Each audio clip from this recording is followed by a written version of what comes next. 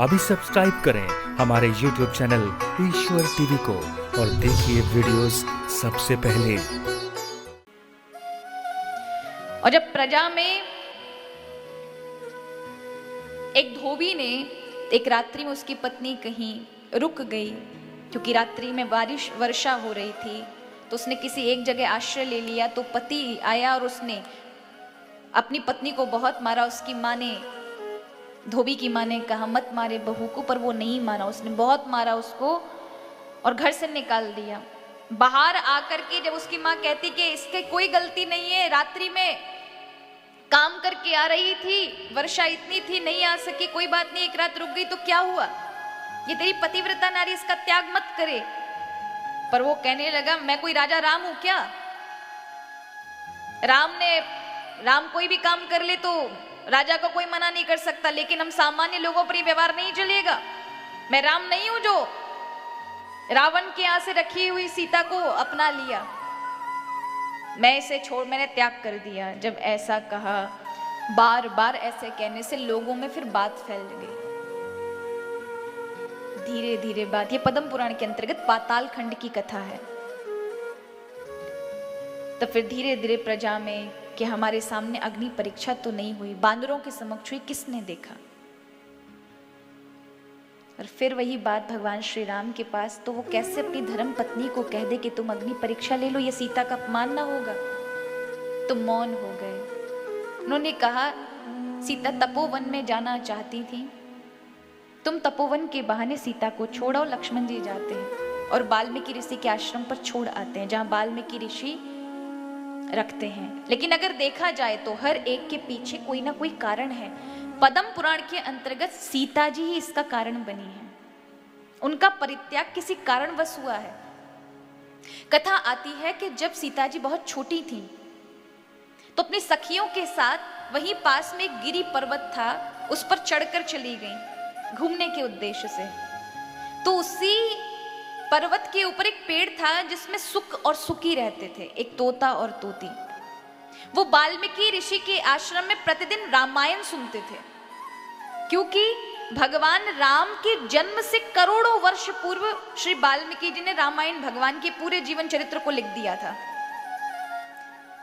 तो ब्रह्मचारियों को श्री वाल्मीकि जी रामायण सुनाते थे, पढ़ाते थे, पठन पाठन कराते थे। वो सुख भी सुन करके आ गए थे। तो वो सुकी अपने तोते पति को, सुख को राम कथा सुना रही थी कि एक राम होंगे अयोध्या में, उनका ब्याह इसी मिथिला की एक जनक नंदनी जानकी से होगा, फिर वो बड़ा राज्य करेंगे, धर्म के मर्मज्ञ होंगे, उनके पुत्र होंगे।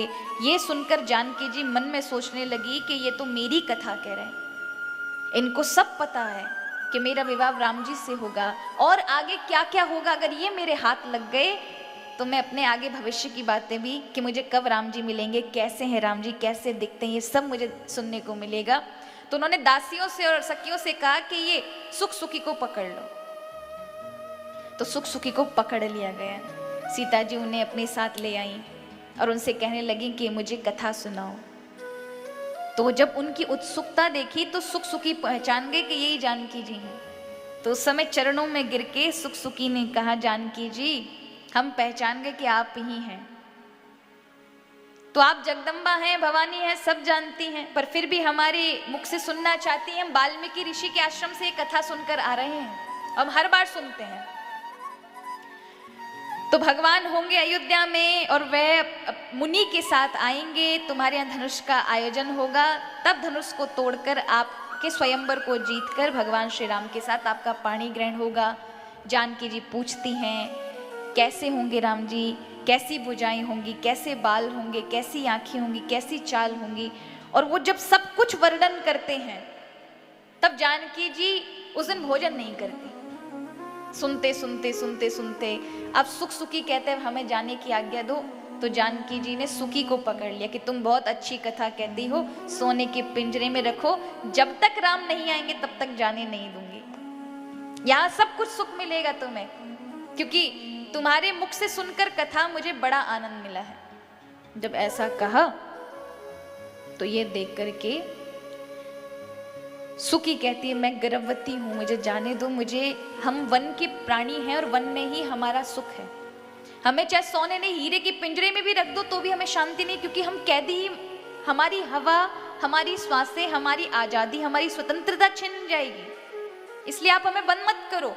पर जानकी जी नहीं मानी, उन्होंने बंद कर लिया उन्हें।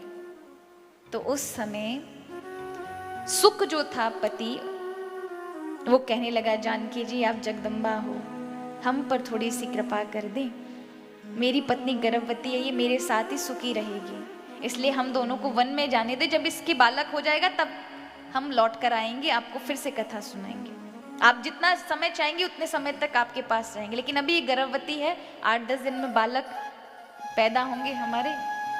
पर महाराज जानकी जी ने कही यहाँ मैं सब सेवा आदि करूंगी, किसी प्रकार का कोई कष्ट नहीं होगा। हम नहीं माने तो महाराज वो गर्भवती, वो सुखी अपने पति का वियोग ना झेल सकी और वहीं की वहीं वो मर गई। लेकिन गर्भवती उस सुकी ने मरते समय कहा जिस प्रकार मैं गर्भवती होकर अपनी पति के विरह में तड़प रही हूं और मर रही हूं, उसी प्रकार से तुम्हें भी एक दिन इसी अवस्था का शिकार होना होगा। ना श्राप था कि तुम्हें एक दिन इसी तरह से तुम्हारे पति के विरह में तड़पना होगा, इसी दशा में।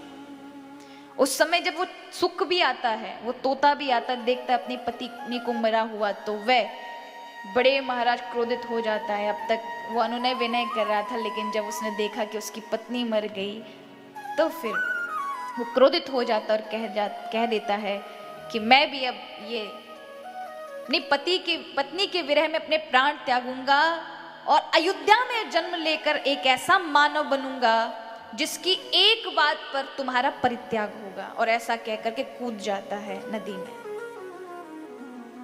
वही सरोवर में कूद के उस अपना प्राणांत कर देता है और वही फिर धोबी बनता है दूसरे जन्म में। वो जन्म लेकर के वहां अयोध्या का धोबी बनता है। तो इसमें आप किसको कहेंगे? को न को सुख दुख कर दाता, निज कृत कर्म भोग सब भ्राता। पर जानकी जी कोई मनुष्य नहीं है, कौन है? देवी है। लेकिन श्राप ग्रहण क्यों किया? वो चाहती तो श्राप को हटा सकती हैं, पर जब भगवान या भगवान का अवतार कुछ करता है तो उसका लोग अनुसरण करते हैं, अनुनय करते हैं ना, उसका पालन करते हैं। इससे ये था कि लोग वन के जीवों को कैद ना करें। हम क्या करते हैं? हम सोचते हैं कि शायद तोते मैना आदि पाल करके, चिड़िया खरगोश पाल करके, और हम उन्हें घर में बंद कर लेंगे और सारे सुख देंगे जो वो खाना चाहें, जो उनको वन में कहीं नहीं मिलेगा वो हम प्रदान करेंगे। पर ये सच है कि भले ही आप उनको सुख ऐश्वर्य भले ही प्रदान कर दें, लेकिन आप उनको महान कष्ट में, क्योंकि आपने उन्हें कैद कर रखा है एक ऐसे घर में जहां वो पंख फैला करके उड़ नहीं सकते, जहां उनकी श्वासें आपने बंद कर दी हैं।